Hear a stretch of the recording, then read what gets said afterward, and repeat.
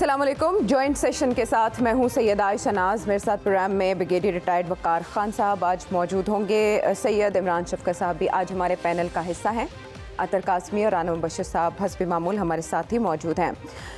कल के शो में जैसे ही हमने खबर दी कि मिलिट्री कोर्ट्स के मामले पर एक बेंच की तश्कील की गई है, तो उसके साथ ही इंटरेस्ट सभी का बिल्ड हो गया और सभी ने उससे पहले ही उम्मीदें वाबस्ता कर ली थी और शायद इस पर शर्त भी लगाई जा सकती थी कि इस बेंच के साथ क्या होगा। अदालती महाज तवील वक्फे के बाद एक बार फिर हमने गर्म होते तब देखा जब आज सुबह इसकी समाअत का आगाज़ हुआ और उसमें जस्टिस जो नामजद चीफ जस्टिस हैं काजी फायज़ ईसा साहब, उन्होंने चीफ जस्टिस ऑफ पाकिस्तान की मौजूदगी में कुछ ऐसे निकात उठाए जो कि काबिल गौर थे। उनका ये नुक्ता बड़ा अहम था कि बेंच की तश्कील से मुतालिक पार्लियामेंट के कानून की मुअत्तली के दौरान किसी भी केस की समाअत कैसे हो सकती है। अगरचे चीफ जस्टिस साहब ने इस बात का जवाब भी दिया कि अटॉर्नी जनरल की मसरूफियत के सबब वो केस कुछ अरसे के लिए रुका है। हो सकता है कि वो जो उसके ऊपर स्टे आया है वो ख़त्म कर दिया जाए। इसके अलावा जस्टिस सरदार तारिक मसूद ने बैरिस्टर एतजाज़ एहसन से मुखातिब होकर एक क्वेश्चन किया, वो भी बहुत अहम था कि 1952 से आर्मी एक्ट के तहत कई अफराद टांग दिए गए थे और फिर 1973 का जो आइन बना उसके बाद भी हमने देखा कि इन कोर्ट से सज़ाएं होती रहीं, लेकिन आज आपको इंसानी हकूक़ याद आ गए। ये जैसे सरदार तारिक मसूद ने रिमार्क्स दिए और उसके बाद समझ नहीं आई कि वो बेंच से अलग हुए हैं या नहीं। There is a confusion. उन्होंने कहा कि वो समाअत से उठ रहे हैं। फिर उसके बाद बेंच असर नौ तश्कील दिया गया, उसके ऊपर हम आगे चल के बात करेंगे। लेकिन लतीफ़ खोसर साहब ने क्या कहा समाअत के बाद वो सुने। उसने बाकी हमराई जज साहबान की मशावरत के साथ 7 रुकनी बेंच दोबारा तश्कील दी। बाकी 6 जज इस्लामाबाद में नहीं है, वरना हमारी इस्तदा थी कि फुल कोर्ट बैठे, यानी 15 के 15 जज साहबान सुने। हम नहीं चाहते थे कि फिर ये है 7-3, 7-5, 3-2 इसकी कोई इबाम रह जाए। चीफ जस्टिस साहब ने सभी को बुलाया, इसलिए ये फुल कोर्ट ही समझें कि ये फुल कोर्ट ही है।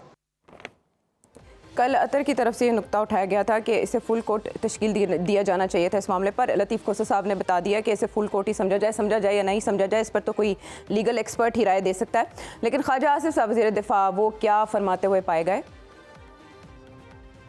जो ट्रायल बाय मिलिट्री कोर्ट्स है, बेंच टूट गया है, चले उसका जो आउटकम है वो देख लेते हैं कि उसके बाद क्या अदलिया क्या रुख इख्तियार करती है। नतायज जो है थोड़ी देर में या आज या कल जो है सामने आ जाएंगे। जिन लोगों का ट्रायल हो रहा है, हमारी तारीख के अंदर इस किस्म के जराइम पहले किसी से सरजर्द नहीं हुए। ये लोग बज़ाहिर सियासी कारकुन थे, but they were on that day they were motivated by their leader to attack the state. रियासत पे हमले की उनको तरगीब दी। जनाब स्पीकर, सियासी मोटिव्स के लिए, सियासी मकासद के लिए जो है मुल्क का इज्जत और वकार जो है उसको चैलेंज ना करें। जो लोग लेके गए हैं इस मामले को अदालत के अंदर, उनसे भी अपील है और अदलिया से भी हाथ बांध के अपील है। कोई लेगेसी छोड़ जाए, कोई विरसा छोड़ जाए, जा रहे हैं आप। एक इनकमिंग चीफ जस्टिस साहब के रिमार्क्स की क्या हैसियत है, किस तरह से वो असरअंदाज हो सकते हैं फैसले पर या इसकी समाअत पर, और इस बेंच का मुस्तकबिल अब आप क्या देखते हैं? इलेक्शन केस जैसा हाल होगा कि कंट्रोवर्शियल इब्तिदा में ही? देखिए, पहली तो बात ये कल ही मैंने अर्ज की थी कि मुझे समझ नहीं आ रहा कि 3 महीने पहले कौन सी ऐसी क़यामत आई थी कि जो चीफ जस्टिस साहब जिन्होंने वैसे ही आइन और कानून के मुताबिक बनना है, और पूरे वो मैंने तारीखें भी बताई थी कि कोई 15 दिन पहले किसी को नामजद किया गया, किसी को 20 दिन पहले, लेकिन यहाँ पे 3 महीने पहले। और अब जो भी बात की जा रही है, कहा जा रहा है कि जी नामजद चीफ जस्टिस साहब ने ये कर दिया। इशू ये है कि यहाँ पे जो केस था, अब वो ये कह रहे हैं कि मैं इस बेंच को नहीं मानता, मैं इस कोर्ट को नहीं मानता, क्योंकि इस हवाले से जो एक कानून है उसके ऊपर स्टे आया हुआ है। अटॉर्नी जनरल साहब ने इसके ऊपर कोई एतराज नहीं किया। इस अरसे के दौरान जितने मुकदमात चल रहे हैं, जितने बेंच बन रहे हैं, जिनमें अटॉर्नी जनरल पेश हो रहे हैं, हुकूमत की तरफ से ये मौकिफ नहीं लिया गया कि जनाब ये गैर कानूनी है और क्योंकि वो स्टे हुआ है हम इसको नहीं मानते। साथ वहां पे एक और मोअज़्ज़िज़ जज साहब ने भी कहा कि जी 1957 से या कब से इंसानी हकूक की खिलाफ वर्जियां हो रही हैं। बिल्कुल उन्होंने दुरुस्त फरमाया। तो क्या उसका मतलब है कि ये इंसानी हकूक की खिलाफ वर्जियां चलती रहें? जो गुज़िश्ता 1 साल के दौरान हो रहा है कि आज उमर चीमा की बीवी उनसे मिलने अदालत आई तो उसको गिरफ्तार कर लिया। रोज जिस किस्म के वाकयात हम देख रहे हैं, जिस किस्म का सलूक खुद वकला के साथ हो रहा है, जो वकील उनके सामने खड़े अदालत में बता रहे हैं कि जनाब हमारे घर पे फायरिंग हो रही है, हमें हरास किया जा रहा है, और वो आगे से किस किस्म का नुक्ता उठा रहे। मसला ये है कि यहाँ पे ऐसे लगा कि अटॉर्नी जनरल साहब नून लीग या हुकूमती जो इत्तेहाद है उसका मौक़िफ़ वो पेश कर रहे हैं। वो हुकूमत के उस बिल के मुअत्तल होने पे इतने वो हैं कि वो इतना इम्पोर्टेंट नौइयत का जो केस है, जो बुनियादी इंसानी हकूक का केस है, वो उससे उठ के चले गए और फिर वो कहते हैं कि जनाब मैं इस बेंच का हिस्सा नहीं बनूंगा। मसला ये है कि यहाँ पे ये अना का इशू बनाया हुआ है, यहाँ पे इशू बुनियादी इंसानी हकूक का है। इशू ये है कि क्या सिविलियंस के मुकदमे फौजी अदालतों में चल सकते हैं या नहीं। इस पे इन तमाम मोअज़्ज़िज़ जज साहिबान ने हमें गाइड करना है, कौम को बताना है कि आइन और कानून क्या कहता है। तो फिर उसके ऊपर जो भी आइन और कानून के मुताबिक फैसला होगा ये लोग फैसला देंगे। लेकिन ऐसे उठ के चले जाना, वहां पे ये कहना कि जी मेरा फैसला नहीं माना गया, तो मुझे लगता है कि ये एक तरह से कंट्रोवर्शियल बनाने की कोशिश तो जरूर होगी, लेकिन असल कंट्रोवर्सी तो वो है ना जो इंसानी हकूक की मुबैना खिलाफ वर्जियां हो रही हैं। हाँ। क्या कौम इतनी सादा है कि वो भूल जाएगी ये सब कुछ कि किसका क्या किरदार था। यहाँ पे जज साहब अपना मौकिफ रखते ना, बताते कि इसके ऊपर उनका क्या मौकिफ है। जो पीएलडी में भी उन्होंने 2015 में जो एक फैसला दिया था वो भी लिखा हुआ है। पर इशू ये है कि अगर वो इस तरह का कोई फैसला आता तो उससे हुकूमत की सुबकी होती। वो जो बिल जो हुकूमत ने बिल जिस तरीके से पास करवाया उसके मुअत्तल होने पे या उसके ऊपर स्टे आने। एक्चुअली वो नुक्ता ये उठा रहे हैं ना कि जब वो कानून मुअत्तल है तो उसमें जिस चीज़ को एड्रेस किया आप उसी को बुनियाद बनाते हुए बेंच तश्कील कैसे दे सकते हैं। अच्छा इमरान शफकत साहब, ठीक है, ये जो अतर के एतराज़ात हैं इनमें बिल्कुल वजन है। बहुत बेंच बन रहे हैं, उसमें तो किसी ने इतराज नहीं किया, हुकूमत ने तो कोई इतराज नहीं किया। उसके अलावा आप देख लें उसके बाद से कितने बेंच बन चुके हैं। हुकूमत के एतराज के बारे में तो सवाल भी हुआ अटॉर्नी जनरल साहब से कि आपको कोई एतराज तो नहीं, तो उन्होंने कहा नहीं बेंच पर नहीं। वैसे इमरान शफकत साहब, मुद्दई सुस्त गवाह चुस्त वाला रवैया क्यों लग रहा है इनकमिंग चीफ जस्टिस का? वो एक नोटिफिकेशन के बाद क्या इस तरह के हो गए? नहीं, मेरा नहीं ख्याल। ये अब अपना अपना नुक्ता नजर है। बात ये है कि उन्होंने जो बात आज कही है वो तो उन्होंने लिख के की हुई है कि चीफ जस्टिस ऑफ पाकिस्तान के पास ये बादशाहना जो करैक्टर है वो नहीं होना चाहिए। ये और पाकिस्तान भर के जो वकला हैं, उनके जो वकला नुमाइंदा तंजीमें हैं, उनका ये दरीना मुतालबा था। मेरा ख्याल है कि अतर साहब की बात जो है वो दुरुस्त है। ये एतराज हुकूमत को करना चाहिए था, जो उन्होंने नहीं किया। उनको ना सिर्फ इतराज करना चाहिए था बल्कि उनको इस तरह के किसी भी मुकदमे या इस तरह के किसी भी बेंच में पेश नहीं होना चाहिए था। और ये मैं काफी अरसे से कह रहा हूँ कि और काफी सारे लोग भी ये वाली बात कर रहे हैं कि जब पार्लियामान ने कानून मंजूर किया या जो सियासत उन्होंने चेयरमैन पीटीआई के साथ वो पार्टी बन के जिस तरह की सियासत इस मुल्क में उन्होंने की है, वो भी मेरा ख्याल है कि उन्हीं का ही खासा है, वो वही कर सकते थे। और जितनी ढिठाई के साथ, जितनी दीदा दिलेरी के साथ उन्होंने की तो वही कर सकते थे। तो उसका हल यही था कि उनके साथ उसी तरह की सियासत की जाती। कल मेरा ख्याल है कि जो नोटिफिकेशन जारी किया गया है वो उनके साथ उसी तरह की सियासत की गई है।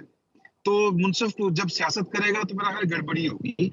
तो बाकी ये है कि काजी फायज साहब का जो एक्ट है उसके ऊपर इतराज 100 दफा करें, लेकिन उन्होंने केस सुनने से इनकार नहीं किया। आपने ये चेक करनी है कि ये बंदयाल साहब, तारिक मसूद साहब, बंदयाल साहब को काजी साहब और तारिक मसूद साहब अपने 2 साल में याद नहीं है। जो ही उनको इस तरह का मुकदमा दरपेश हुआ, जब उनको लगा कि यार के अब यहाँ पर एक तीर से वो 2 नहीं, कोई 3-4 शिकार कर सकते हैं, तो उन्होंने इन 2 जज साहिबान को उस बेंच में शामिल कर लिया। तो मेरा ख्याल है कि कानून बहुत पीछे रह गया है, आइन बहुत पीछे रह गया है, और जो सियासत है वो उसका दौरा है। और सियासत बदकिस्मती ये है कि जब भी वो इदारे, वो लोग जिनके ऊपर सियासत हराम करार दी गई है, जब वो सियासत करेंगे तो उनके साथ फिर उनको कल में कोई नहीं पढ़ के सुनाएगा। उनके साथ टिट फॉर टैट होगा, उनके साथ भी फिर आगे से सियासत ही होगी। तो अब एक वो जिसको हम कहते हैं ना जी कि गर्म आलू हाथ में आ गया, अब वो उनसे पकड़ा नहीं जा रहा। आखिरी चांस है उनके पास, ये आखिरी हल्ला है इमरान खान साहब को बचाने का। तो उनको बचाने के लिए वो अब किसी भी हद से गुजरना चाहते हैं। तो मेरा नहीं ख्याल कि वो इसमें कामयाब हो पाएंगे। बाकी रही काजी फाइज साहब की बात, उन्होंने तो वो ऑलरेडी कई मुकदमात में अपना जुडिशल माइंड दिया हुआ है। वो कहते हैं कि फौजी अदालतें नहीं कर सकती सिविल लोगों का जो है वो ट्रायल। तो बिल्कुल आना चाहिए था, फुल कोर्ट बननी चाहिए थी। बना लें, फुल कोर्ट बना लें। हम तो पहले दिन से कहते हैं कि इस तरह के मुकदमात जो होते हैं उन पे फुल कोर्ट को बैठ के फैसले करने चाहिए। लेकिन उससे मसला पहले ये है कि इफ्तिखार आपने चौधरी पार्लियामेंट के साहब कानून को 17 अपनी रुकनी बेंच सियासत का एक के फैसला जरिए था जिसमें डिसेंटिंग नोट भी था। 6 जजेस, तकरीबन 6 जजेस थे जिन्होंने नोट दिया था। उसने करार दिया था कि सिविलियंस का ट्रायल किया जा सकता है मिलिट्री कोर्ट में। और ख्वाजा आसिफ को भी आपने सुना कि अपनी नौयत का एक मुनफरिद वाकया है जो अब की बार हुआ है। तो इसका आपको नहीं लगता लेकिन कि अब बड़ी हाँ कंट्रोवर्सी है इस वजह कंट्रोवर्सी से, है? हाँ कंट्रोवर्सी है, और उसका देखें कोई ना कोई जुडिशियल फोरम ही कर सकता है फैसला, और उसको जाहिर है कि मानना भी चाहिए। लेकिन ये मतलब पाकिस्तान में शायद पहले कभी इस तरह के हालात हमने नहीं देखे दुनिया में। बिल्कुल ठीक है। तो अच्छा। अब इन्होंने जिस तरह हाँ। अपने अपना जब इनका जज अपना माइंड दे रहे थे, लिख के दे रहे थे, और वो फैसले दे रहे थे कि ये आप बेंच जो बना रहे हैं, क्योंकि पिछले 2-3 साल से ये मतलब मैं तो कहूंगा एक तसलसल है कि कुछ चीफ जस्टिस साहिबान ने बड़ा पॉलिटिकली रोल प्ले किया है, साकिब निसार साहब ने और उससे पहले भी खोसा साहब ने भी।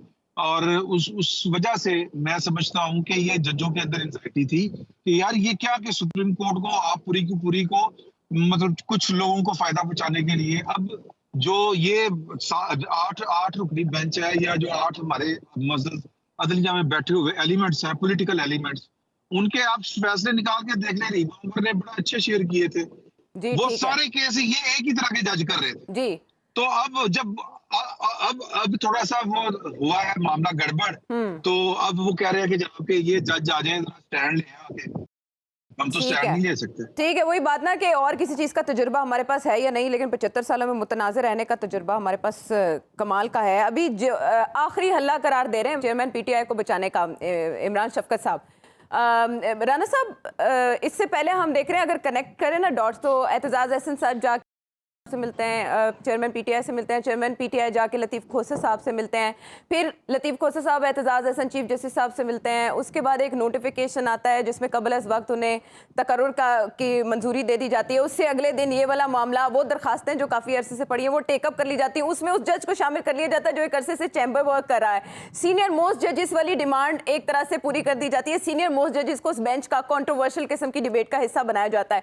सो ये उजलत में किया गया, बेंच की तश्कील उजलत में की गई, इस वजह से तहलील हुई है, या अपनी साख्त में ही इसने टूटना ही था? आपने भी यही फोर्सी कर लिया था राना साहब? देखिए, इसने टूटना ही था और इसमें कोई दो राय नहीं थी। और ये इतलात जो है मेरे ख्याल में फजर के बाद ही आनी शुरू हो गई थी आज सुबह कि जनाब इस बेंच ने टूट जाना है। और इसमें कई लोगों ने प्रेडिक्शंस भी कर दी थी कि बेंच टूट जाएगा। Now the issue is different, I will take it in a different way. जो बात हो रही है यहाँ पे कि जनाब इस पर डिसाइड कौन करेगा कि जनाब जो वहाँ पे फौज या कोर कमांडर का घर है, या फॉर दैट मैटर कोई शोहदा की तस्वीर थी या उनके मोनूमेंट्स थे या वॉट एवर, अगर वहाँ पे अगर इस तरह के लोग, हमारे अपने लोग जो कि बहक चुके हों, let me put it this way, और उनको कोई उनके विदाउट लीडर्स वो जाके वहाँ पे कोई काम कर देते हैं, और उनके अंदर लोग और भी शामिल हो सकते हैं, इसमें कोई दो राय नहीं है, जो उनको प्रवोक कर रहे हो। और ये होता है ऐसे, इट वर्क्स। जो लोग यूनिवर्सिटी कॉलेज में यूनियंस में रहे हैं उनको मेरी बात समझ आ रही होगी कि मैं क्या कह रहा हूँ, कि वहाँ पे इंतशार फैलाने वाले लोग भी शामिल होते हैं, जो लोगों को ऐसी आगे कर रहे होते हैं कि जी तुसी यह भी कर दो तो वो भी कर दो।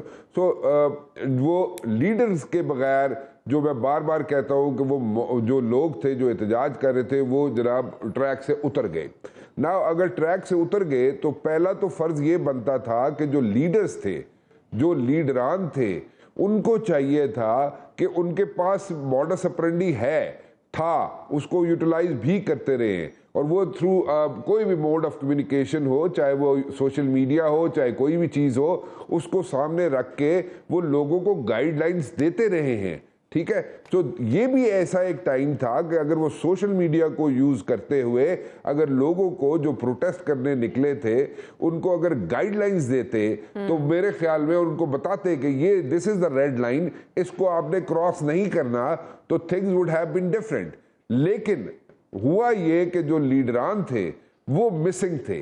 वो जो एहतजाज करने वाले लोग थे, they went wherever they headed like a headless chicken. So वो उन्होंने वहाँ पे जो कुछ किया, और उनको देखें, मैं किसी को वो नहीं कह रहा, अल्लाह माफ़ करे, मैं सिर्फ ये कहना चाहता हूँ कि जो तनसीबात है उन पे जिन लोगों ने रेड लाइंस क्रॉस की हैं उनका ट्रायल होना चाहिए, नहीं होना चाहिए, वो तो कोर्ट्स को डिसाइड करें वो क्या करते हैं, ठीक है जी। उसमें हम अपनी राय यही दे सकते हैं कि अगर ये प्रेसिडेंट सेट हो गया कि अगर आपने खुली छुट्टी दे दी तो कल किसी वक्त भी किसी भी स्टेज पे फिर यही हो सकता है, ये चीज़ें रिपीट हो सकती हैं। सो खुली छुट्टी नहीं देनी चाहिए। और इसमें ये जो लाइन ड्रॉ हुई है इस पे आई वुड से the military establishment should put his foot down और वो इसको वंस फॉर ऑल इसको ख़त्म किया जाए इस चीज़ को, क्योंकि पहले कई चीज़ों पे कई मुकामात पे कॉम्प्रोमाइज़ किए गए हैं। I am not talking about this particular case, कई चीज़ों पे मैं पॉलिटिकल लेवल पे भी किए गए हैं कॉम्प्रोमाइज़, पॉलिटिकल स्टेटमेंट्स पे किए गए हैं कॉम्प्रोमाइज़। जो कॉम्प्रोमाइज़ किए गए हैं इन द पास्ट वो बाद में जाके एक अजदहा बन जाते हैं और उनको कंट्रोल करना फिर एक मुश्किल काम होता है और वो फिर कंट्रोल में नहीं आती चीज़ें। सो अगर ये चीज़ें अभी कंट्रोल में कर ली जाएं द सूनर द बेटर, वो बेहतर होगा। अगर नहीं करेंगे तो it's going to be a situation in the days to come. Leave the rest to the courts, courts decide करें क्या होना है क्या नहीं होना। लेकिन ये एक रेड लाइन थी, एक रेड लाइन है कि जो मिलिट्री इस्टेब्लिशमेंट के ऊपर या मिलिट्री रिहाइश गाह हैं उन पे अगर इसी तरह अगर आप खुली छुट्टी देते रहे तो आइंदा आने वाले वक्तों में फिर there is no stopping to it. So इसको आप कंट्रोल करें, पहले अभी से करें, नहीं करेंगे तो बार बार रिपीट कर रहा हूँ वही चीज़ें होंगी जो हमने पास्ट में देखी हैं, जो पॉलिटिकल लेवल पे होती नहीं है और पॉलिटिशियंस के साथ या फॉर वन वे और फॉर वन रीज़न और दी अदर कॉम्प्रोमाइज़ किए गए हैं। उसमें एक इशू बनेगा और वो इशू आइंदा आने वाले दिनों में फिर शायद कंट्रोल ना हो सके। सो वंस फॉर ऑल इसको ख़त्म किया जाए और ताकि एक मैसेज दिया जाए क्रॉस कि this is the red line and this is how we are going to go about it. और इसके बाद कोई nobody should dare do these things again. अब इसमें एक चीज बड़ी इंपॉर्टेंट है, one thing is very important, I should one sentence, इसमें एक चीज बड़ी इंपॉर्टेंट है, वो ये है कि अननेसेसरीली मतलब कि किसी को वो ना किया जाए, तंग ना किया जाए अननेसेसरीली। मेरी रिक्वेस्ट ये होगी क्योंकि जितना ट्रांसपेरेंट होगी ये चीज़ और जितना इसको सामने रख के और बिल्कुल उसको आई वुड से कि एहतियात से जो भी करना है एहतियात से करेंगे तो उसका भी मैसेज एक बहुत पॉजिटिव आएगा। बिल्कुल ठीक है। और कहीं पे अगर थोड़ी सी 19-20 का भी ज्यादती हो गई तो वो बैकफायर कर देंगी चीजें। That should not happen. ये ब्रिगेडियर साहब ज्यादती के खदशात क्यों जाहिर किए जा रहे हैं? आज भी एक बड़ा अच्छा सवाल उठा अदालत के सामने कि जब ISPR का एलामिया ये कह देता है कि हमारे पास नाकाबिले तरदीद शवाहिद मौजूद हैं, तो वहां जब जो ट्रायल करेगा कर्नल करेगा या ब्रिगेडियर करेगा, जब नाकाबिले तरदीद शवाहिद मौजूद हैं तो सजा का तयन तो पहले से हो गया ब्रिगेडियर साहब। Yeah, I don't think so. I think we are missing forest for a tree. और इट्स आई वुड से कि अनफॉर्चुनेट के 9 मई को तो बिल्कुल ऐसे डिसरिगार्ड कर देते थे, कुछ हुआ ही नहीं है। आप ये बताइए कि क्या 9 मई से पहले ये लॉ एग्जिस्ट करता था in the constitution? Definitely Pakistan army act की प्रोविजन जो 1967 में फिर उसको एक्सपेंड किया गया। क्या बांग्लादेश में यही लॉ नहीं चल रहा? क्या इंडिया में APFS से arm forces special power act नहीं है? क्या टाडा वहाँ पे नहीं है? तो कानून होता है ये और है कि let's say what is methodology. मैं सिर्फ मिसाल देता हूँ, APFS से है arm forces special power, Pakistan में नहीं है, इंडिया में ये कुछ 6 रियासतों में लगा हुआ है और उसमें आप उठा के एक बंदे को 1 साल के लिए गायब कर दें। बस nobody is going to ask any question. अगर मिलिट्री फील करती है कि it is assault on the state तो वो जनाब उसको रखेगी, जुरिसडिक्शन इन्वेस्टिगेट करेगी। फिर आया था इट्स अ सीक्रेट कोर्ट जिसमें ट्रायल होगा और आपको पता है RSS कैसे कंट्रोल कर रही है। कहने को वो लेट्स से सिविलियन कोर्ट्स हैं लेकिन उसके अंदर बहुत ज़्यादा कंट्रोल है, let's say research analysis wing है या NIA है या मिलिट्री जो कहेगी वो होगा बिकॉज दे हैव प्रूफ्स। तो आई थिंक ये this is I think very very unfortunate debate. अभी आ जाते हैं कि अगर ये लॉ एग्जिस्ट करता है 9 मई से पहले तो 9 मई के बाद जो भी एप्लीकेशन है तो सीधी सीधी बदनीति पे मबनी है ना कि अभी आप इंटरप्रिटेशन में चले जाएं और उसको पेंड करें। 9th में I think was very very tragic I would से day, it was a black day जिसमें ना सिर्फ स्टेट की इंस्टीट्यूशन को असॉल्ट किया गया, शोधा के मॉन्यूमेंट्स को वेंडलाइज, आपके शोधा की जो एक आप कह रहे हैं आइडियोलॉजी है शहादत, उसको टारगेट किया गया था अगर आप देखें उसमें। तो अगर आप कानूनी मुशगाफियों में उसका सहारा लेते हैं, 2-3 एप्लीकेशनें आए थे, then there is a debate और उस पर लेट से स्टे, तो इट्स वेरी वेरी अनफॉर्चुनेट। क्या पाकिस्तान, मडगास्कर या न्यूजीलैंड है कि इसके इर्द कोई चैलेंजेस नहीं है? 30 साल हो गए हमने वॉर ऑन टेरर लड़ी है, उसके अंदर भी आपको याद होगा कि जब भी पकड़े जाते थे, लेट से टेररिस्ट है, एक ऑपरेशन हो रहा है और आप फिर उसको करके हवाले करते हैं, जो स्पेशल कोर्ट्स बनी थी, मतलब महीने 2 महीने बाद जमानत लेके बाहर आ जाते थे। अभी सारी जो प्रूफ है तो सामने टीवी पे देखें, इसमें आप बताएं कि ऐसे कौन सी ऐसी चीज़ है जो नज़र नहीं पड़ती। लाइव टेलीकास्ट विद स्लोगन्स के हमने फतह कर लिया दिल्ली, प्रॉब्ली जब ये जाके उन्होंने जलाओ घिराव किया। तो ये फंडामेंटल क्वेश्चन जब लॉ एग्जिस्ट करता है, अच्छा ये हर जगह पे है। आप यूएस में चले जाएं, there is an 18th code 1389 expand करता है assault on military installation and personal, और 10 साल से सजा शुरू होती है और आई थिंक वो फिर उम्र कैद तक जाती है, 85 साल की सजा है ये। और उसमें यही है कि मिलिट्री इन्वेस्टिगेट कर लेती है and then they hand it over to courts. Pending cases में सिर्फ हाईलाइट करूंगा कि अगर इसी तरीके से चलना है, आज जो है I think 22 lakh pending case पड़ा हुआ पाकिस्तान की कोर्ट्स में, ठीक, बिकॉज इतना वीक है सिस्टम। डिस्पाइट के इसके अंदर बड़ा स्पीडी कोशिश की गई। लास्ट ईयर का रिकॉर्ड ये है कि लेट से अगर पंजाब में 10 लाख केस था तो उसमें से 5 सेटल किया तो 6 लाख और आ गए, ठीक है। तो ये तो हालात है आपके, यानी 20 लाख केसेस के साथ अभी इनको भी डालने उसमें, एंड देन यू हैव जमानतें हो जाएंगी, लोग बाहर आ जाएंगे। और जो आई थिंक राना साहब ने कहा फंडामेंटल चीज़ वही है कि क्या ये अलाउ किया जा सकता है, if you are very happy. और जिस तरह अपना कादमी साहब वहाँ से फरमा रहे थे कि जी ये अपना ह्यूमन राइट्स, तो ह्यूमन राइट्स मतलब नहीं है लेट से एक मिलिट्री गैरजन की ह्यूमन राइट्स नहीं है, एक फौजी के नहीं है, शोधा की फैमिलीज के कोई ह्यूमन राइट्स नहीं है। ये आए वेंडलाइज करें, कल प्रेसिडेंट्स बना दें, कल पीपल पार्टी को तंग करें, वो जाके कमांडर 5 कोर का घर जला दे, वो जाके अटैक कर दे जो है अपना जो नेवल बेसिस हैं कि जी हमारे तो लीडर को arrest. I think this is the fundamental question कि क्या आपने एग्जिस्टिंग लॉज के अंदर रहना है कि नहीं रहना। ये अपील तो बात की बात है, interpretation. If the law existed before 9th मई तो उसके अगेंस्ट जाना ही आई वुड से बदनीति पे मबनी है। बाकी I will not touch the court, जो मर्जी वो फैसला करें। फंडामेंटल क्वेश्चन इज कि क्या you can allow assault on the state like this और नॉट। और आपको लगता है कि जो मौक़िफ़ आपने पेश किया इसको अटॉर्नी जनरल बेहतर अंदाज में पेश कर सकता है? ज़ाहिर है आपने तो इंसदाद दहशतगर्दी अदालत में क्यों नहीं चलने, मुकदमात मिलिट्री कोर्ट्स में क्यों चलने, आपने तो इसका तसल्ली बख्श जवाब दे दिया, लेकिन इसको डिफेंड करना अदालत में मुमकिन हो पाएगा इस हुकूमत के लिए? Yeah, I think it is left to the मैं चूँकि I am not a law expert, मैं तो आपको थोड़ी मिसालें नहीं है कि हाउ स्टेट्स प्रिवेंट। अभी हुर्रियत की पूरी लीडरशिप इस वक्त कश्मीर की तिहाड़ जेल में बंद है, किस कानून के तहत है? जी टाडा है या पोटा है या APFS से है? आई थिंक 2019 से उनको नज़रबंद किया हुआ है। और कौन सी कोर्ट है जिसमें अपील गई है उनकी, या क्या हो रहा है? बिकॉज दे फील प्रॉब्ली के स्टेट थ्रेटन्ड है और कश्मीर में इंडियन अकॉर्ड कश्मीर में वो अफोर्ड ही नहीं कर सकते। मणिपुर में कर्फ्यू लगा हुआ है 30 दिन, पाकिस्तान में कौन सी सूबे में कर्फ्यू लगा हुआ है? तो स्टेट्स प्रोटेक्ट करती हैं एंड द लॉ जो है उसको इस्तेमाल किया जाता है। खुदारा अभी इसका मजाक बन गया। Why a law which existed before 9th May should be challenge because अभी उस पे बिल्कुल। और इससे पहले बहुत बार ये बातें तय भी हो चुकी है, पता नहीं हतमी क्यों नहीं होती। जी अतर प्लीज ऐड करें। आयशा आपको मेरी आवाज आ रही है? जी आ रही है। जी मैं काइंडली एक चीज ऐड करना चाह रहा हूँ। देखिए यहाँ पे 9 मई का इशू नहीं, 9 मई पे तो किसी को कोई इख्तलाफ नहीं है, जिन लोग जो उसमें मुलविस हैं उनको सजाएं मिलनी चाहिए। इशू ये है कि 9 मई के बाद जो प्रेस कॉन्फ्रेंस की गई, जिन लोगों की तस्वीरें हमें दिखाई गई कि जनाब इनकी कॉलें हैं, उसके बाद जो वो प्रेस कॉन्फ्रेंस करता है तो वो बंदा क्लियर हो जाता है, जो बंदा प्रेस कॉन था उसका नाम बीच में आ जाता है। ये इशू है कि जो हुकूमत की बदनीति आपको नजर आ रही है कि वो उन इंस्टॉलेशन पे हमले के बजाय वो अपना जो सियासी मफाद है उसको लुक आफ्टर कर रही है, वो सियासी मुखालफिन को टारगेट कर रहे हैं। वो हमने देखा नहीं हालिया अरसे में। या तो आप बता देना कि वो जो सारे रहनुमाओं जिन्होंने प्रेस कॉन्फ्रेंस कर ली वो हमले में मुलविस नहीं थे, उनको आपने छोड़ दिया। जो प्रेस कॉन्फ्रेंस नहीं कर रहा वो उसको आपने अंदर रखा हुआ है।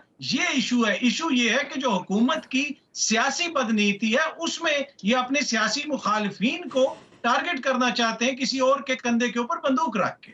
हाँ, लेकिन उसमें ब्रिगेडियर साहब मेरा ख्याल है अगर आप इसका जवाब देना चाहें बेहतर होगा, लेकिन शायद उन्होंने एक नजरिए से अपने आप को डिस्टेंस कर लिया। इसका ये जवाब दिया जा सकता है ब्रिगेडियर साहब।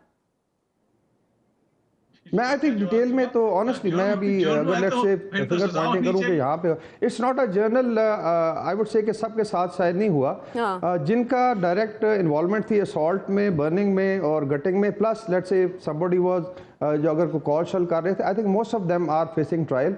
बाकी जो है इसमें अगर काज़मी साहब को मिसाल दे दें, किस तरह का बंदा था जो अंदर खड़ा हुआ था कोर कमांडर हाउस में और नारे लगा रहा था कि हमने जी इनकी मिथ तोड़ दी है, और उसको अगर छोड़ा गया या अगर वो भागा हुआ नहीं है। बाकी ये है कि आई थिंक पूरी PTI लीडरशिप को भी ब्लेम करना गलत होगा।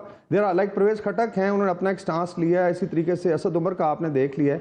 तो जिन जिन का आई थिंक प्रूफ सामने आया और चीजें अभी आनी हैं। अभी ये ज़ल्मे खलीलज़ाद और बोल्टन की कॉल को प्लीज मिस ना करें कि कैसे न्यू कॉन्स वहाँ पे सपोर्ट कर रहे थे and they wanted to topple the basically wanted to bring a coup in the military. अगर अंदर आप जाएं तो चीजें निकलेंगी कि खुदा ना खास्ता एफर्ट थी कि चेन ऑफ कमांड को डिसरप्ट कर दिया जाए। तो इतनी सादा चीजें नहीं है, बट आई एम श्योर जो काज़मी साहब की ऑब्जर्वेशन है सुनने वाले और जो जिन्होंने करना है they must be noting it. But I think so those who are directly involved, ये फिजिकल एविडेंस है उनका तो डेफिनेटली उनके अगेंस्ट लॉ जो है अपना ड्यू कोर्स लेगा। बिल्कुल ठीक है। आई डोंट हैव डिटेल्स, तो मैं एक जनरल कमेंट अदर है कोई ऐसा आपके पास जहन में नाम जिसकी बख्शिश कर दी गई हो लेकिन वो ऑन जो स्पॉट? आईजी पंजाब साहब ने जो प्रेस कॉन्फ्रेंस की थी उसमें उन्होंने कॉलें गिनवाई थी। वो जरा स्लाइड दोबारा चला लें, किस किस मोअज़्ज़िज़ शख्सियत का नाम था बतौर सबूत कि इसकी 40 कॉलें हैं, इसकी 100 कॉलें हैं। ये पूरा एक प्लान्ड मिशन था। उसमें फैज कमोका की तस्वीर भी थी जो फैसलाबाद में आईएसआई के या एक खास अदारे के दफ्तर पे हमला हुआ और बहुत सारी चीजें हुई। तो वो फैज कमोका साहब ने जब प्रेस कॉन्फ्रेंस कर दी तो उनका नाम बीच में से गायब हो गया। इस तरह और भी उसमें कहते हैं जो स्पॉट पे मौजूद थे और वो जो कार्रवाइयों में मुलव्विस पाए गए इस नौयत की फोन कॉल्स, तो शायद उन्होंने उनको इंसाइट किया। यही तो जो वही तो मैं अर्ज कर रहा हूँ कि जो स्पॉट पे मौजूद थे उनको अब सजाएं दें। जिनको आपने अपनी गैर कानूनी हिरासत में रखा हुआ था, आप कह रहे हैं उनके ऊपर भी हम मुकदमा चलाएंगे। वो भी जो है इसमें की जो प्लानिंग में मुलविस थे। अगर असद उमर भी नहीं था, शाह महमूद कुरैशी भी नहीं था, परवेज खटक भी नहीं था, फवाद चौधरी भी नहीं था, तो भाई फिर प्लानिंग आपने खानसामा के साथ की थी, किसके साथ की थी? चेयरमैन तहरीक इंसाफ ने प्लानिंग। ये इशू है ना, ये इशू वो नहीं है फौजी अदालतों का मसला, इशू इस हुकूमत की बदनीति है सियासी, जिसकी वजह से ये मामला कंट्रोवर्शियल। ठीक है, अतर का ये कहना है कि हुकूमत इसको अपने मकासद के लिए इस्तेमाल करना चाह रही है। ख्वाजा आसिफ ये कह रहे हैं कि आज या कल ये जो मामला टेकअप किया गया है सुप्रीम कोर्ट में, इसके आज या कल नताइज सामने आ जाएंगे। वो क्या नताइज हो सकते हैं? ब्रेक के बाद आते हैं।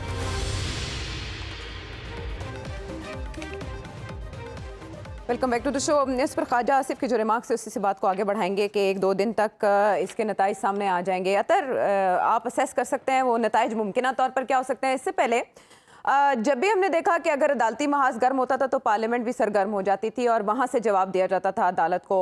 और अब हम देख रहे हैं कि ख्वाजा आसिफ कह रहे हैं कोई लेगेसी छोड़ के जाएं कि आने वाले दिनों में लोग आपको याद करें।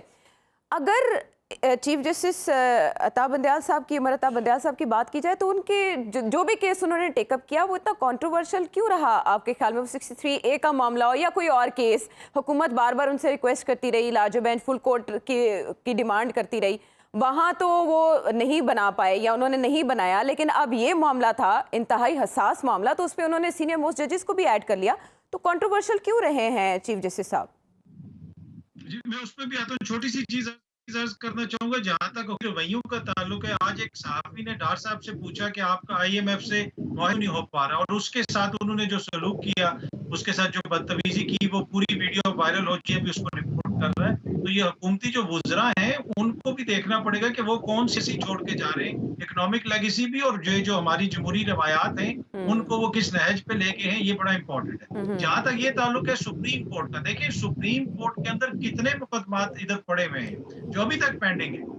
जब भी कोई इंपॉर्टेंट बड़ा वकील आता है, बड़ी शख्सियत आती है, किसी भी जमात से हो, खान साहब हो, तहरीक इंसाफ से ताल्लुक हो, नून लीग से ताल्लुक हो, कोई इस किस्म की चीज हो जिसकी मीडिया में ज्यादा हाइप है, तो वो तो अदालत फौरन उठा लेती है। और फिर इस वक्त हालत ये है कि जब कोई साहिल वहां पे जाके अदालत में कहता है कि जनाब मेरे साथ ये हो गया, तो उनसे कहा जाता है कि भाई आप सब्र करें। ये रवैया कोई मुनासिब है? और दूसरा, काजी फाइज ईसा साहब कल तो अता बंदयाल साहब को याद आ गए, पीछे 2 साल में उनको वो याद नहीं आए। आपको काजी फाइज ईसा अगर वो जज हैं तो वो बेंचेस में शामिल होने चाहिए, उनका हक है। इसलिए कि ये वो सारे मोज़े जज साहिबान हैं जिनको लाखों रुपया पाकिस्तान की अवाम अपना पेट काट के जो है वो हर महीने तनख्वाहें देती है।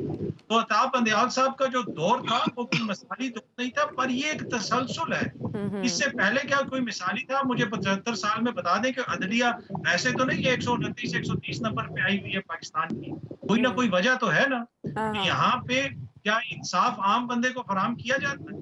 यहाँ पे तो इशराफिया की जंग है, इशराफिया के हकूक की जंग है, बाकी आम बंदे की तो कोई बात ही नहीं यहाँ पे करता। यहाँ ताकतवरों की अदालत है, यहाँ ताकतवरों के लिए कानून है, और आम शख्स तो वहाँ पे उसकी रसाई होते होते पता नहीं उसको कितना अरसा लग जाता है। तो मैं बिल्कुल इस चीज से एग्री करता हूँ कि पाकिस्तान की जो अदालती निज़ाम है वो कतई मिसाली नहीं है, लेकिन मैं इसको शख्सियात तक महदूद नहीं करूँगा। मैं इसको देखूँगा उस तसलसल में जो मसलसल चला आ रहा है 75 साल के अंदर, जो एक हमने माहौल बनाया है, उसमें आपको कंट्रोवर्सी नज़र आती है और बे नज़र आती है, व्हिच इज़ वेरी अनफॉर्चुनेट, पर हकीकत यही है। आपने कहा उनका जो दौर था, अभी उनका दौर चल रहा है, 3 महीने हैं, लेकिन उससे पहले कयासराइयाँ शुरू हो गई हैं। ये भी क्वेश्चन अपनी जगह पर मौजूद है कि अगर एक इनकमिंग चीफ जस्टिस अनाउंस हो जाते हैं तो आउटगोइंग क्या वीक पड़ जाते हैं या उनकी मुद्दत, वो अपनी मुद्दत पूरी कर पाएंगे? नहीं, इन पे तो प्रोग्राम से बात करेंगे। आपने इसहाक डार साहब को याद किया, उनके गुस्से का यहाँ हवाला दिया। इमरान शफकत साहब, क्या वजह हो सकती है इसहाक डार साहब की झुंझलाहट की? क्या वज़ीर आज़म का उधर मुलाकातें बराह रास्त करना उनको बुरा लग रहा है? उन मुलाकातों से वज़ीर आज़म नताइज निकाल पाएंगे या नहीं? इमरान शफकत साहब, देखें, बात ये है कि मैं तो अतर साहब की उस बात से इत्तेफाक करता हूँ और मैं मतलब कह लेंगे इस हवाले से इनका हम ख्याल हूँ कि ये पिछले पाकिस्तान के जो मसाइल हैं ये 75 साल के हैं। इकॉनमी जो है वो पाकिस्तान की वो एक बंदा मतलब नहीं ठीक कर सकता। इसके लिए पाकिस्तान को अपना जो स्ट्रक्चरल रिफॉर्म्स करने पड़ने हैं। ये बहुत बड़ा प्रोजेक्ट है, बहुत बड़ा जिगरा चाहिए, और फिर यहाँ पर लोगों को वो करना पड़ेगा और लोगों से बराबरी जो है वो इंस्टीट्यूशंस के हवाले से है, तो वो तो एक अलग से बहस है। यहाँ पर मैंने तो आज तक नहीं सुना कि पाकिस्तान का कोई इस तरह का बजट आया हो या पाकिस्तान के माशी हालात इतने अच्छे हुए हों कि लोग कह रहे हों कि मतलब इत्मीनान वाली कोई कैफियत हो। इस तरह की पाकिस्तान में कभी भी कोई सिचुएशन नहीं रही, बस से बस ये सूरत हाल होती रही है। लेकिन उसके बावजूद सवाल ये है कि ये जो तर्ज अमल था आज सागदार साहब का, इनको जिस चीज का भी गुस्सा है, अगर इनको इतना ज्यादा गुस्सा है तो घर चले जाए। अगर इनसे IMF के साथ भी डील नहीं हो रही, इनके हाथ में डॉलर भी नहीं आ रहा, दावे इनके बहुत बहुत बड़े थे। मैं कहता हूं कि जी, मैं अगेन फिर वही बात कहता हूं कि पाकिस्तान के मसाइल कोई एक अकेला आदमी, एक अकेली हुकूमत नहीं संभाल सकती इकोनॉमी को। अच्छा, लेकिन उसके बावजूद क्या इसका मतलब ये बनता है कि आप जो है वो दस्तरसी के ऊपर उतर है, आप सवाल देने के बजाय जो है वो जुबान से आप हाथ चलाना शुरू कर दें। तो मेरा ख्याल है कि ये पैनिक ज्यादा क्रिएट इन्होंने कर दिया, ये चले गए हैं पैनिक में। तो इनको बेहतर यही है कि ये घर चले जाए। अगर ये काम नहीं कर सकते, इनको किसी ने, हम पंजाबी में कहते हैं कि फुलियां नहीं सी पाई, कोई किसी ने दावत नहीं दी थी। ये बेचैन थे लंदन में भी, और जो पाकिस्तान मुस्लिम लीग वो बेचैन थी हुकूमत संभालने में। हाँ हाँ, ठीक है। बहुत से अहम सवाल अभी बाकी हैं, ब्रेक के बाद आते हैं।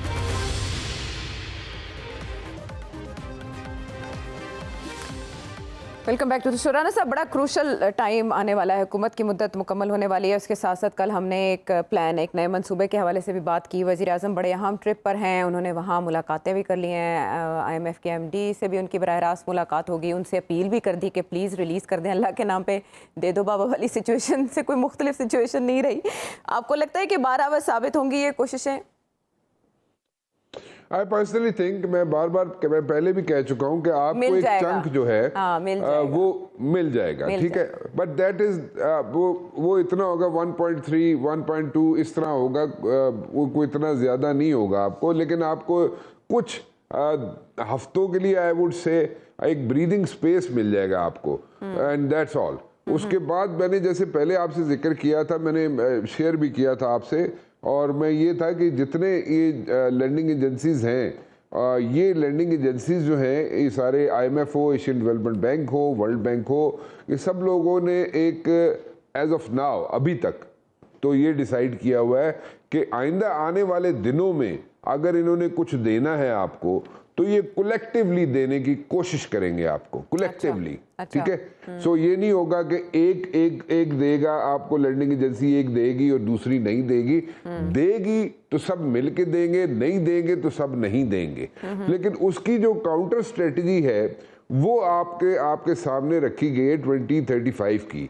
वो 2035 का जो एक विजन लेके आपके सामने रखा गया है, अगर इन ट्रू स्पिरिट अगर वो इम्प्लीमेंट हो जाता है तो नथिंग लाइक इट। और क्योंकि मैं उसको बार बार जिक्र कर चुका हूं कि it is like a 3-pronged strategy, short term, mid term and long term. अगर वो इन ट्रू स्पिरिट यहाँ पे इम्प्लीमेंट हो जाता है तो टेबल विल टर्न अराउंड। आपकी डिपेंडेंसी जो है, डिपेंड करना जो पड़ता है आपको every now and then on these lending agencies और डोनर एजेंसीज, वो आपकी मिनिमाइज होना शुरू हो जाएंगी। सो अगर आप वर्कआउट कर लेते हैं उस प्लान को और वो इन द ट्रू स्पिरिट वो उस पर इम्प्लीमेंटेशन भी हो जाती है, तो I personally think it's going to be game changer in Pakistan. अगर नहीं होता, अगर उसको वर्कआउट नहीं होती वो चीज़ें, तो it will be very unfortunate. लेकिन उस पर मिलिट्री इस्टेब्लिशमेंट ने बहुत मेहनत की है और कई माह की मेहनत है उनकी। जैसे कि कल आपने जिक्र किया था, very rightly you pointed out, वो चीज़ मिस हो गई, उस पर हम लोग उसको रिस्पॉन्स नहीं दे सके। Exactly on the same pattern जिसकी आपने निशानदेही की थी, फैटफ के पैटर्न पे उस पर वर्किंग हुई है और उसी तरीके से उसको वर्कआउट किया गया है। But in this particular case, इसमें जितनी यहाँ पे स्टेक होल्डर्स हैं पाकिस्तान के अंदर, जो कि बिजनेस टाइकून्स हैं और जो पाकिस्तान से बाहर जो हैं, जो यहाँ पे इन्वेस्टमेंट्स लेके आना चाहते हैं, चाहे वो स्टेट्स हैं चाहे वो इंडिविजुअल्स हैं, उनके साथ ब्रेनस्टॉर्मिंग सेशंस या उनको बुला के उनकी जो भी कंसर्न्स हैं उनको एड्रेस किया गया है। चले राना साहब, ये तो 30 जून तक किसी ना किसी करवट ये बैठ ही जाएगा। उसके बाद इस हुकूमत का मुस्तकबिल भी हमें पता चल जाएगा। इसहाक डार साहब का इस्तीफा आता है या हुकूमत जाती है। लेकिन आयशा एक चीज ऐड करना चाहूंगा यहाँ पे। देखिए आयशा, यहाँ पे ये वो जो 2035 का जो प्लान है ना, वो उसमें कोई हुकूमत आती है कोई हुकूमत जाती है, उसका कोई फर्क नहीं पड़ेगा। अच्छा। कौन सी हुकूमत आती है चाहे वो, उसमें कोई फर्क नहीं पड़ेगा। चले राना साहब, ये बात आपकी डूली नोटेड, क्योंकि आपने कह दिया ना, अब हम इसे लिख लेंगे सहरा बना के और ये याद रखा जाएगा कि हुकूमतों के आने जाने से इस पे कोई फर्क नहीं पड़ेगा। और अल्लाह करे ऐसा ही हो, पॉलिसीज का तसलसल रहे। मुझे वन लाइनर आपसे ये जानना है, प्लान अभी तक इससे वन लाइनर आपसे ये जानना है कि बिलावल भुट्टो जरदारी साहब ये फरमा रहे हैं, उनकी उम्मीदें भी हैं, वो आने वाले दिनों में वज़ीर आज़म भी देखे जा रहे हैं कि लेवल प्लेइंग फील्ड अगर मिली तो पीपल्स पार्टी जीतेगी। उधर से नून लीग लेवल प्लेइंग फील्ड का मुतालबा करिए। ये दोनों की लेवल प्लेइंग फील्ड अलग अलग है या सेम? Very interesting question. वैसे बात यह है, अब लेवल प्लेइंग फील्ड की डेफिनेशन तो हर एक के पास अपनी अपनी है। और लेवल प्लेइंग फील्ड का अगर मतलब ये है कि -1 की बात अगर हो रही है और वो उसको लेवल प्लेइंग फील्ड है, तो मुझे नहीं पता वो उनके नज़दीक कौन सी लेवल प्लेइंग फील्ड है। लेकिन एनीवेज आई वुड से एक लाइनर में यही कह सकता हूँ कि जो पीटीआई है वो -1 के बगैर पीटीआई नहीं है, क्योंकि वोट जो है वो पीटीआई के चेयरमैन का है 99%। बाकी इंडिविजुअल कैपेसिटी में इक्का दुक्का, you can count them on your finger tips. वो अगर इंडिपेंडेंट कैपेसिटी में निकाल लें 2018 का वक्त चल रहा है और वैसी सिचुएशन उनके साथ भी है। मुझे ब्रिगेडियर साहब आपसे ये जानना है आखिर में, आपने कहा कि वो ज़ाहिर है 9 मई से किसी को इनकार नहीं है कि वो एक कौमी सानिया था, यौम स्याह था, लेकिन उसके ट्रायल के रस्ते में अब जो फ्लॉज अदालतों के निज़ाम में मौजूद हैं, आपने वो भी पॉइंट आउट कर दिए। इसके रस्ते में अगर कोई आएगा तो क्या होगा ब्रिगेडियर साहब? इसमें I think sense would prevail. I don't think so कि जो इवन अगर बेंच बैठता है तो दे विल डिसरिगार्ड पाकिस्तान की जो सिक्योरिटी एनवायरनमेंट है और 9 मई को जो कुछ हुआ एंड मेयर फैक्ट कि ये लॉ एग्जिस्ट करता है। बेसिकली तो डिस्कशन है कि इसके अंदर जैसे इसकी इंटरप्रिटेशन क्या है।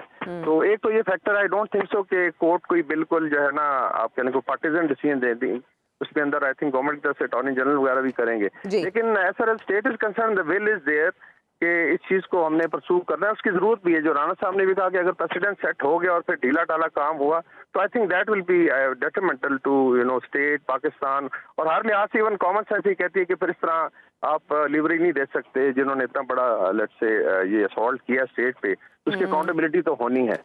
बाकी ये है डेफिनेटली, मैं कभी भी कमेंट नहीं। ठीक है ब्रिगेडियर साहब, वो इससे बेहतर हाँ, आपके जो आखिरी 2 जुमले हैं, रियायत नहीं मिलनी, एहतसाब तो होना है, इसी पे प्रोग्राम ख़त्म करेंगे। अगले प्रोग्राम तक के लिए अल्लाह ने के बाद।